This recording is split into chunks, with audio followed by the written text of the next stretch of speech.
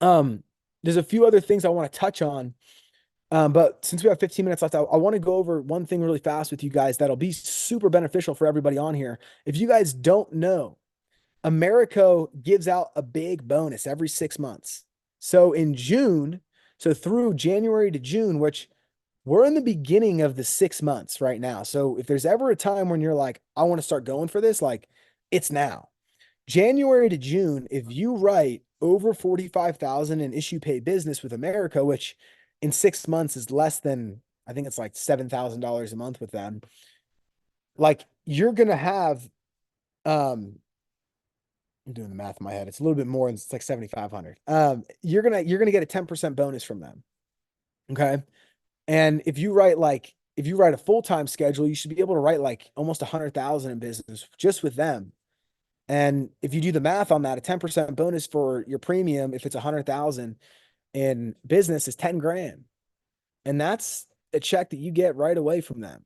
Like my first year, I got like a 10 grand check or something. I don't even remember what it was. It's somewhere in that range, but it was huge. It was December. I was like, dang, bro, like I didn't even know this was a thing, right? They just gave me 10 G's.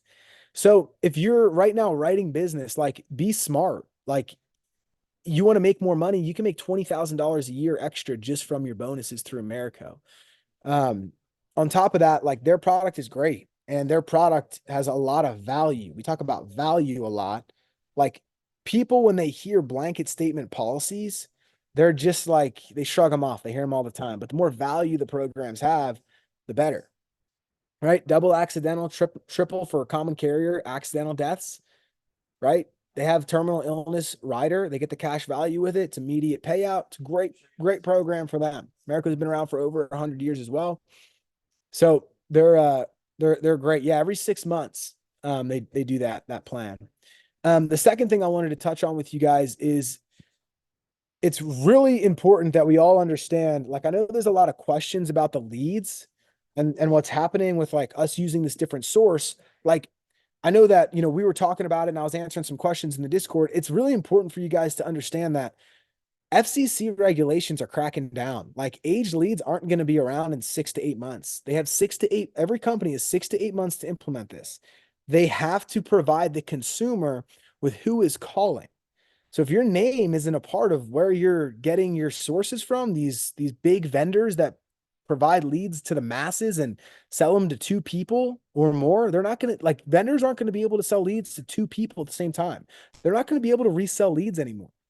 So I'm telling you guys right now, because in 6 to 8 months, when the transition happens, like people are going to, like, lead vendors will not be here and there's going to be changes and adjustments. And there's like, I'm telling you guys now so we can get ahead of it, which is why we set this up.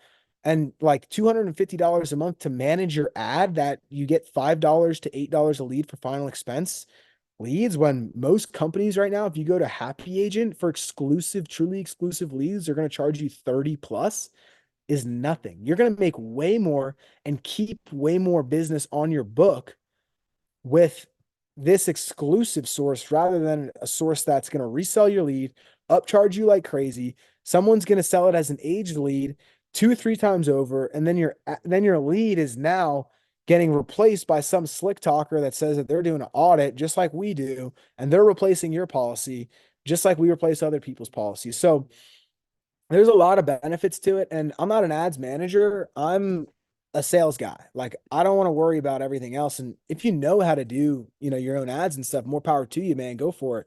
But I'm doing it and they're great people. They got a whole team set up for us over there. Like they literally have a group of people for us to have support with. They have people that are going to build our ads specifically for us, for our real financial team.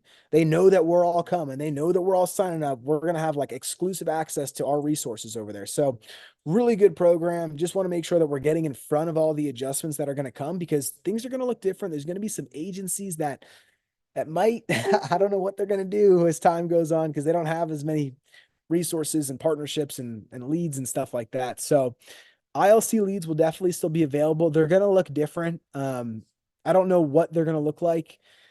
Again, guys, like it's a lot of uncertainty. And I know for a fact that this is going to be beneficial for us and we can get all different kinds of lead sources. So Cody's a great guy. If you don't know him, you can look him up online. He's got a great reputation. I'm going to send the link in one more time if you guys didn't see it, but he's the man. Their team is great. And I wanted to make sure you guys knew that that is going to be where we're going to be going for majority of the sources and leads that we're going to be getting through the internet, right? We can always do mailers. We got a lot of mortgage sources for that, which are super high intent. But it's really important to make sure that for final expense, for general life insurance, we can get internet IUL leads, internet annuity leads through those guys. They're there to help, and they're there to provide a service to us, and they're really, really good at it. They've been doing it for years. So just wanted to make sure we all got that information there. And then one last thing I wanted to touch on with you guys, and I had it written down here just to check back to my note, is trial closes. So a trial close is something that you're basically predetermining to figure out if they're going to say yes when you present the numbers, right? And it's really important for us to use a trial close because these people are kind of wishy-washy sometimes, right?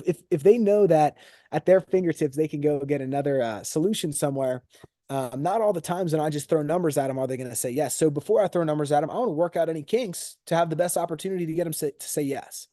So if I go through my process and I'm like, you know, if I say, if I use this trial close, right?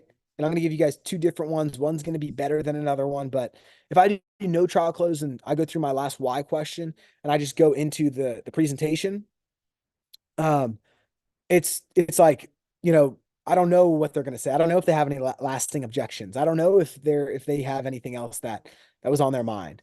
But if I use a trial close and I say maybe something along the lines of, is there anything else holding you back from moving forward today? They might say, yeah, I'm going to want to talk to my wife about it. I'm going to want to talk to my husband. I'm going to want to think about it. And I can try to overcome that and work that out. But I'm kind of leaving that up to them to still give me an objection. I didn't give them all the details yet. I didn't give them all the numbers yet. So I still technically have the power, but they told me straight out that they're not going to say yes. So to be a little bit more assumptive, to be a little bit more controlling moving into the numbers, what I'm going to do is instead of my trial close being open-ended for them, I'm going to tell them, and I'm going to say to them, since it isn't a matter of whether or not we need this, since it isn't a matter of whether or not your daughter is going to need something put in place, we'll go ahead and look at 2 or 3 options. Since it isn't a matter of whether or not you want to protect the equity in the home, since it isn't a matter of whether or not you want the mortgage protection program for your family, we'll look at 2 or 3 options. That way we can find one that makes sense to you. Is that fair? And is that fair? It's closed-ended. They say yes. So what happens is I'm already acting like we're in an application now. I'm acting like we're already getting it. And so what I do is I go from, not really having an idea to you're getting it, right? So my attitude changes. And so a lot of times what I'll do is I'll review their situation with them right before that. Looks like you're 62, looks like you're 43, looks like you currently don't have anything to protect the home, currently looks like you don't have anything for the mortgage or the final expenses for your daughter. Boom, boom, boom. You're this healthy, you're this old, this is your family, this is where you're at financially. We want to make sure it fits inside your budget. Does all that sound correct? And because I was able to repeat back to them what they said to me, they feel heard and understood. And a lot of times at that point, they're like, yeah, and this, oh, and that, right? And they'll like add something on. And then once they do, or they don't, and they agree, yeah, that's my situation. I'm like, since it isn't a matter of whether or not we need this, we'll look at 2 to 3 different options. Is that fair?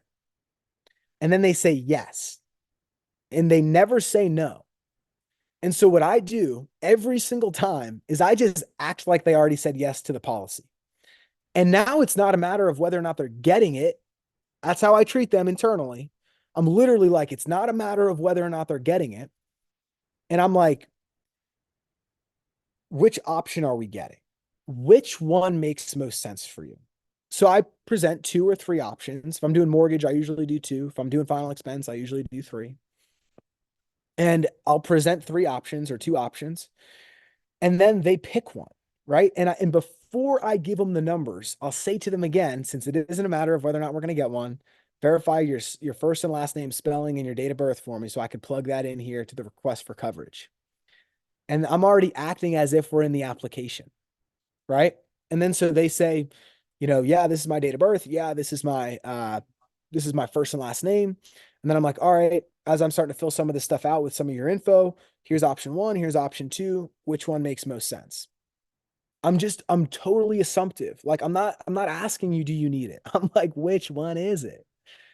Right. And my attitude is what gets me across the finish line a lot of times. And even when people object at that point, my attitude doesn't change. You see, what happens with most people when they get an objection is their state deflates. And then it becomes like they know that something's up. They like feel it, right? So rather than being like, I want to think about it. And I'm like, what do you need to think about? I'm like, you just said you needed it, right? Like what do you need to talk to your husband about? It doesn't make any sense. I start to get into a battle and now there's friction. I want to, as Andy says, sell like a lion, act like a lamb. Like I'm acting like a lamb. I'm all calm, peaceful, but I know what I'm doing internally. I'm getting you to say yes. I'm making it easy to say yes to, hard to say no to, and your idea. And so when they do object, I might even increase my state. I might laugh. I can totally understand that. What most people do is that we just start off with the lowest program just to make sure we at least have something put in place for you rather than starting from scratch some other time. Because like you said, it's not a matter of whether or not we need it. So we'll just go ahead and get you the one that's going to be most affordable for you. And then I just go into it. I'm like, were you born here in Carolina, or the Carolinas, or Florida, or whatever? And I just go into it. But my state doesn't change, because if my state changed, they sniff commission breath. I don't want them to think that I'm like helping mode. I'm not commissioned for Tyler breath. Like I don't want them to think that.